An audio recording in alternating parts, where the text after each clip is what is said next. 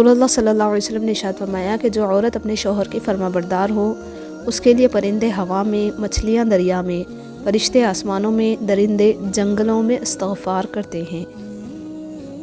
حضرت موسیٰ علیہ السلام کلیم اللہ تھے، روزانہ اپنے رب سے ہم کلام ہوتے تھے۔ ایک دن حکم ہوا کہ موسیٰ جاؤ، اپنے سے کمتر کو تلاش کر کے لے آؤ۔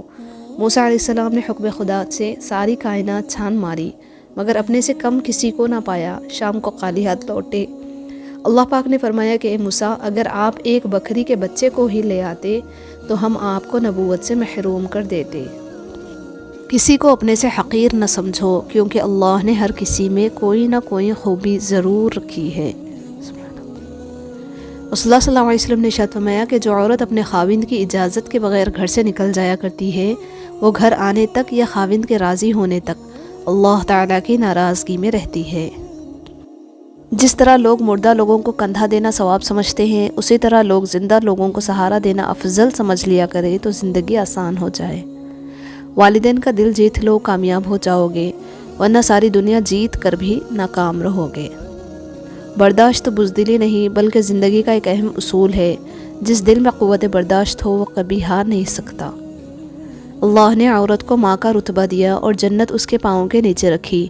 اس کی جہالت میں کوئی شک نہیں جو عورت کو پاؤں کی جوتی سمجھتا ہے۔ غصے کے وقت رک جایا کرو اور غلطی کر کے جھک جایا کرو، زندگی آسان ہو جائے گی۔ پرسکون زندگی گزارنے کے لیے یہ تسلیم کر لینا ضروری ہے کہ ہر کسی کے پاس سب کچھ نہیں ہوتا۔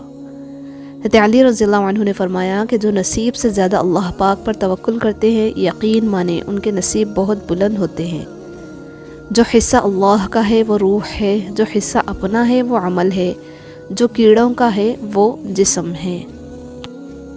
گھمنڈ نہ کرنا، زندگی میں تقدیر بدلتی رہتی ہے، شیشہ وہی رہتا ہے، تصویر بدلتی رہتی ہے۔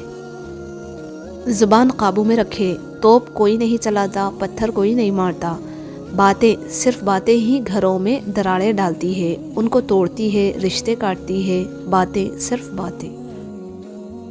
اس سے بڑھ کر اور کیا دلیل چاہیے کہ اس پاک ذات کی محبت کی کہ اتنے گناہوں کے باوجود بھی ہمیں ڈھانپ کر عزت دیتا ہے۔ ایک مردہ انسان کو نہیں معلوم کہ تم نے اس کے لیے کتنے آنسو بہائے، لیکن ایک زندہ انسان کو مرتے دم تک یاد رہتا ہے کہ تمہاری وجہ سے اس نے کتنے آنسو بہائے۔ وقت کے سمجھانے کا طریقہ تلخ اور سخت ہوتا ہے، مگر وقت کی سمجھائی ہوئی باتیں ہمیں ساری عمر کے لیے یاد رہتی ہے۔ زندگی اگر آسان ہوتی تو ہمیں کبھی بھی یہ پتہ نہ چلتا کہ صبر کیا ہے، دعا کیا ہے، امید کیا ہے، حوصلہ کیا ہے، لگن کیا ہے، مشکل کیا ہے، مدد کیا ہے، بھروسہ کیا ہے۔